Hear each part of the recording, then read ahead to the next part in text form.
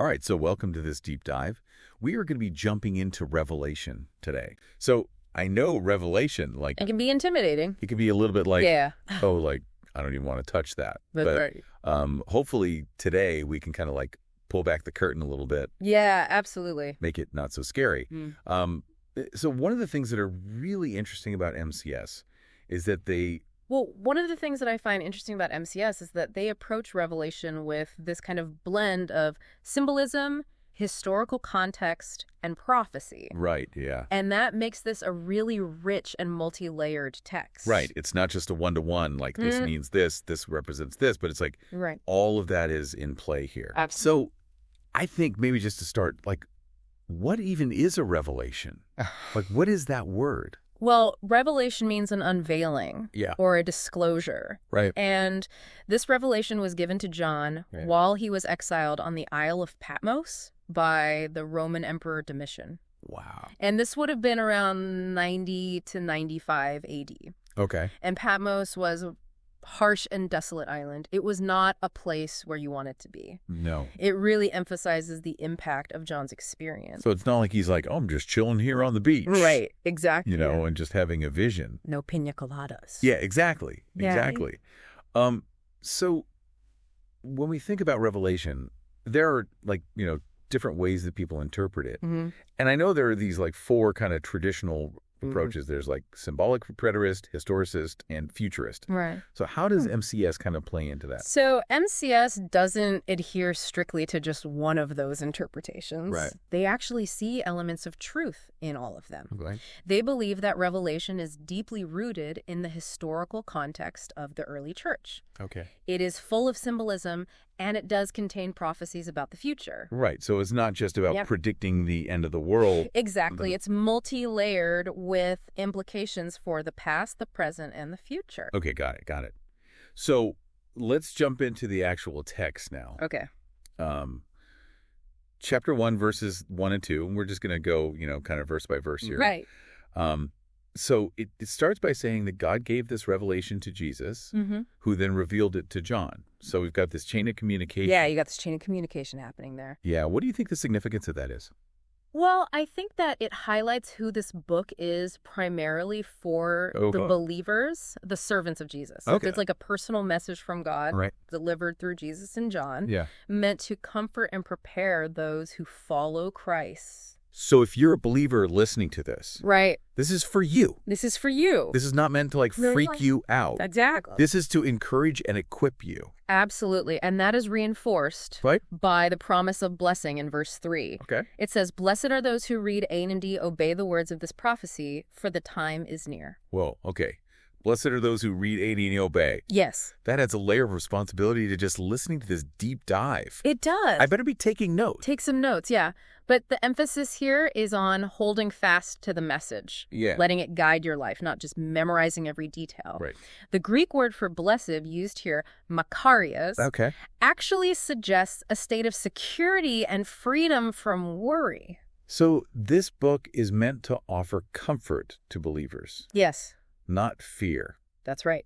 Right. Because I think a lot of people, when they think of Revelation, Yeah. they're like, oh, Doom and gloom. yeah, fire and brimstone, like everything's ending, but it's not. Yes, some of the imagery can be pretty intense, Yeah. but the underlying message is one of hope and assurance for those who are in Christ.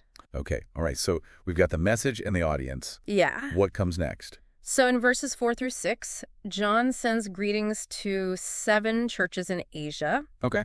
And these were churches that were in the Roman province of Asia, which is modern-day Turkey. Okay. And he was probably familiar with them. Right. Right. Maybe he had even ministered in them at some point. And I'm noticing, like, the number 7, right? It appears a lot. Yes, the number 7 pops up a lot in the Bible. Yep. It symbolizes completeness or holiness. Okay. And these churches were likely those where John had personally ministered, but the message is meant to resonate with all churches throughout time. Gotcha. So it's like a representative sample of the global church. Right. Okay. That makes sense. And then we come to verse 7, All right. and this is where things start to get a little intense. intense. Well- It talks about Jesus returning with the clouds. Mm, Everyone seeing him, and those who pierced him mourning. right? I mean, that's a pretty That's a powerful scene. powerful scene, to say Yeah. the least. So break it down for me. What's going on there?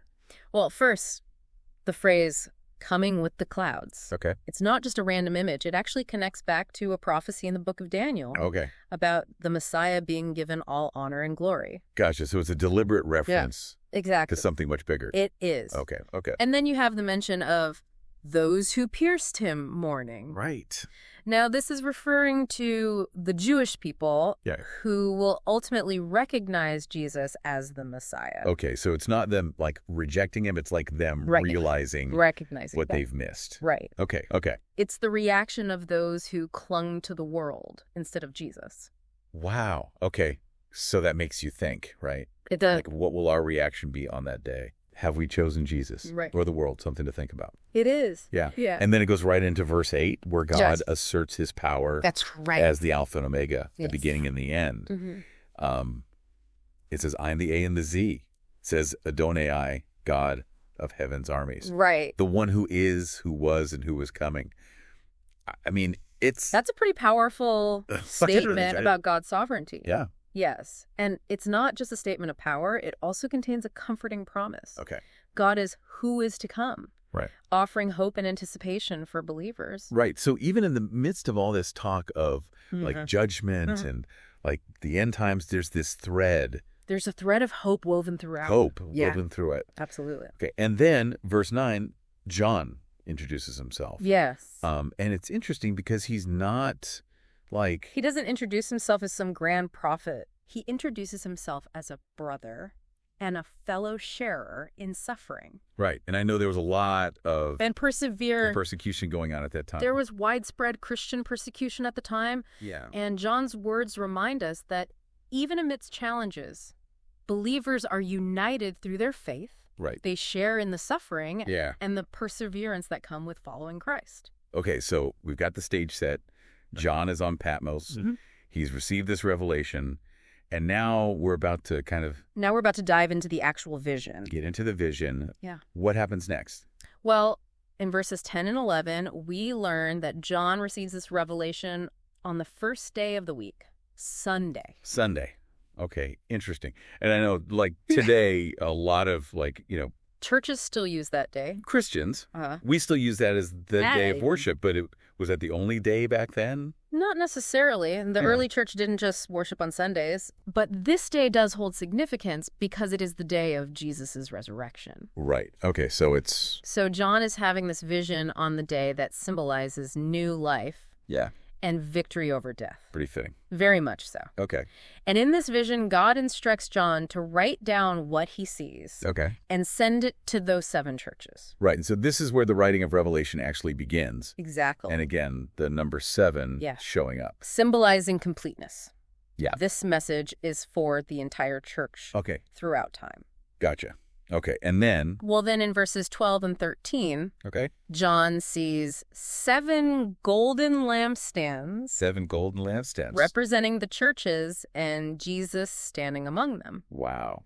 So that's got to be a striking image to see. And the symbolism here is rich. The Son of Man imagery comes Oh. from the book of Daniel Okay. and connects to Jesus' role as both high priest and king. So just for anyone who may not know, Yeah. like, what's the Son of Man? It's not just a random phrase. Yeah. It actually points to Jesus's unique role as both a human being who suffered and died for us That's right. and the divine Son of God who has the authority to judge and rule. That's a great point. Okay, so he's like both. Yes, he's bridging that gap between humanity and divinity. Right, okay. And to add to that, Jesus is described as wearing a golden sash, which symbolizes royalty, and a full-length robe like the high priests wore in the Old Testament. So he's king He's both king and empress. and priest. Yeah. Gotcha. And then in verses 14 through 16, we get an even more detailed description. This is where it gets super yeah. vivid. Yeah. John describes Jesus with white hair. Mm-hmm. That's purity. Fiery eyes. Representing refinement. Refinement. Yeah. Feet like burnished brass. Representing strength. Strength. Mm-hmm. And a voice like rushing waters. Wow. Power.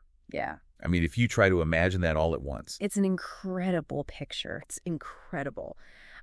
So what do you make of, like, Well, I think the detail about the fiery eyes So fiery eyes. is particularly interesting Yeah. because it highlights Jesus' ability to see right into our hearts, Okay. to see our true selves Yeah. and our need for refinement. Right. Like he He sees sees right through all our facades, through it all. and he knows exactly what we need to become more like him. Wow.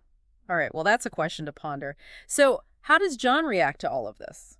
Well, John, I mean, he falls down at Jesus' feet Yeah. like a dead man. Right. He's completely overwhelmed by what he's seeing. Yeah, I can't blame him. I know, right? Yeah. But then Jesus speaks these comforting words. Okay. Don't be afraid. I am the first and the last, Okay. the living one. Mm-hmm. I was dead, Right. but look, I am alive forever and ever, and I hold the keys to death and Sheol. It must have been such a relief to hear that. Like, I would think so, yeah. because, even though Revelation can be scary, It is ultimately meant to comfort and encourage believers. okay, so it's not trying to scare us into submission. It's like Running. preparing us for what's coming. Exactly. Okay. And then in verses 19 and 20, Jesus instructs John to write down everything he sees, Okay. both what is happening now and what will happen later. So that's a pretty clear confirmation Yeah. that Revelation is a prophetic book It is. containing messages about both present and future. That's right. Okay. And Jesus clarifies that the 7 stars John saw represent the angels of the 7 churches. Okay. And the 7 lampstands represent the complete church. All right, so a lot of symbolism here, Yes. but it seems like it's all pointing toward the same message. Right. Jesus is Lord. Yeah. He's coming back, That's right. and he holds the keys to victory That's over good. death and hell. Yes. That's a great way to summarize it. Well, this has been super insightful. It has been. A little unsettling at times, Yeah. but ultimately very encouraging. I agree. Yeah. You know, what I find so compelling about Revelation is that it speaks to us on so many levels. Right. It's historical, it's symbolic, it's prophetic. That. It's a book that you can revisit again and again and always discover something new. And that's the beauty of like a Right. deep dive, right? Absolutely. We're just kind of scratching the surface here. We are. There's so much more to explore in Revelation. There is. There's so much more to like unpack and You understand. can attack and understand. Yeah. I encourage you to keep like digging into this book. Yes, with that same curiosity Very and only open to- heart that you brought to this deep dive. Don't be intimidated by the symbolism or the imagery. Like, Yeah. it's ultimately a book of It's ultimately a book of hope, hope. a book of promise, Yeah. and ultimately a book that points us toward the one Yes. who holds the keys to victory. I love that. Yeah. Well, as we wrap up here, Yeah. I would like to leave you with a final question. Okay. How does knowing that Jesus holds the keys to death and hell Mm-hmm. impact your perspective on life Right. and the challenges that you face? That is a powerful question to ponder. Yeah, something to think about. Well, thanks for joining us on this journey into Revelation, and we will see you next time for another deep dive. We'll see you next time